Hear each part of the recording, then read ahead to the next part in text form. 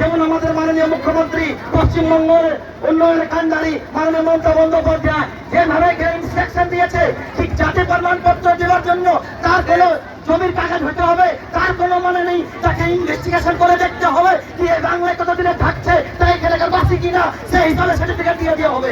আমাদের সার্টিফিকেট কেন সেভাবে দেওয়া হবে না, সেইটা আমি রাখছি, কেন পাচ্ছি না? জন্ম থেকে আমাদেরকে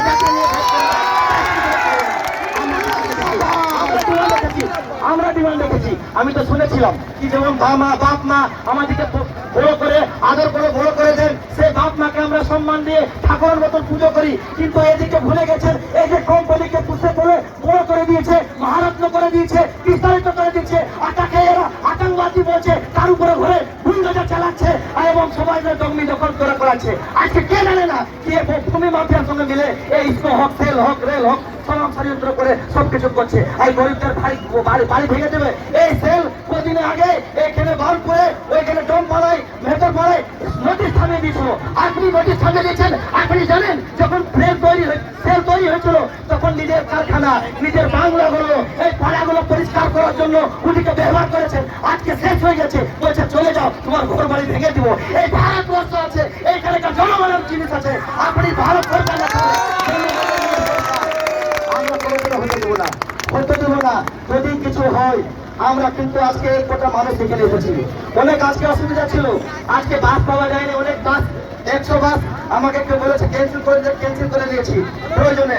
কিন্তু আসছে সময় আমরা এক মাসের মধ্যে আবার কিন্তু ডিএম সাহেবের কাছে আসবো, আমরা জানতে চাইবো কি আপনি কি করেছেন। সেই সময় কিন্তু 30-40 হাজার লোক নিয়ে না, 1 লক্ষ নিয়ে এই জিরাট থেকে বিভিন্ন অঞ্চল থেকে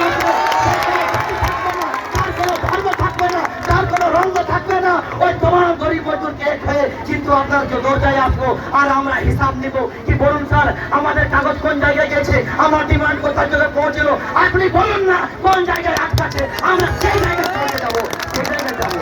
আমাদের কি দাবি? আমাদের তো কোনো প্রশাসনের সামনে কোনো হানাহানি নেই, তো আমরা পুলিশ আমাদের মতো আমাদের যেমন আমরা মিছিলে আছি, পুলিশ আমাদের সঙ্গে হাঁটছে, তাদের সঙ্গে তো কিছু নেই, ওনারা আমাদের সহযোগিতা করার জন্য আছে। কিন্তু তার মানে এই নেই কি আমার অধিকার আমি চাইবো না, আমার অধিকার আমার চাইতে হবে। উনি ওনার ডিউটি করছেন, আমার ডিউটি করতে হবে।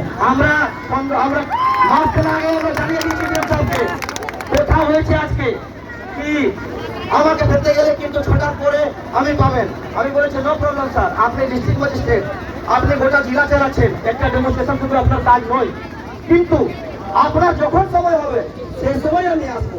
আপনি আমন্ত্রিত করে রেখেছেন 6টার সময়, আমরা ঠিক 6টার সময় যাব। দরকার হলে 8টা বাজুক অপেক্ষা করব, 10টা বাজুক অপেক্ষা করব, যদি কালকে হলো আমরা অপেক্ষা করব, কিন্তু দিয়ে যাবো আপনাকে। भाग दीजिएगा ना? 1 महीना के अंदर हम लोग बोल जा रहे हैं, हम लोग ऐसे बोलते हैं 1 महीना के अंदर ये आसनसोल में इतिहास होगा। ये सिद्धू कानू बिरसा मुंडा अम्बेडकर हम लोग चिंता मांझी का कसम खा के घर से निकलेंगे कि जब तक जवाब लेके नहीं जाएंगे, 1 महीना के बाद आएंगे, तब तक हम लोग वापस नहीं जाएंगे। आसनसोल को धरना मत बना देंगे हम लोग। और हम लोगों को फंडिंग की जरूरत नहीं है। हमारा फंडिंग कौन है? आप हैं। हमारा फंडिंग कौन है? ये है। अपना घर से खाना बांध के कल आए थे आप घर से, पैसा कहाँ से मिला? गाड़ी कैसे मिला? खुद से। तो यही पूंजी है।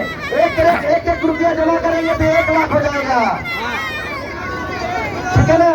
तो हमेशा सोचता है कि गरीब लोग तो कुछ नहीं कर पाएगा। अरे गरीब ही से देश का निर्माण है। अगर किसान खेती करना बंद कर दे तो अदानी अंबानी क्या चावल दाल घर में पैदा करेगा? हम लोग इतने साफ कपड़ा पहनते हैं, अगर धोबी धोना छोड़ देगा, साफ कपड़ा कैसे पहनिएगा? पहन पाएगा? इतने बड़े लंबा इमारत में रहता है, लेकिन अगर मिस्त्री फ्लाइट बनाना छोड़ देगा, रह पाइएगा? ये डीएम साहब का बंगला कितना चमक रहा, लेकिन इसमें कितना मजदूर काम करता होगा? अपने शरीरों को अंधकार कर करके बंगला को चमकाता है। यही हमारा पहचान है, यही हमारा पहचान है। लेकिन ये सफाई करने को बोल रहा, घर तोड़ देगा। ये पूरे आसनसोल को साफ करता है और ये सेल बोलता है उसका घर को साफ कर देगा। नहीं चलेगा।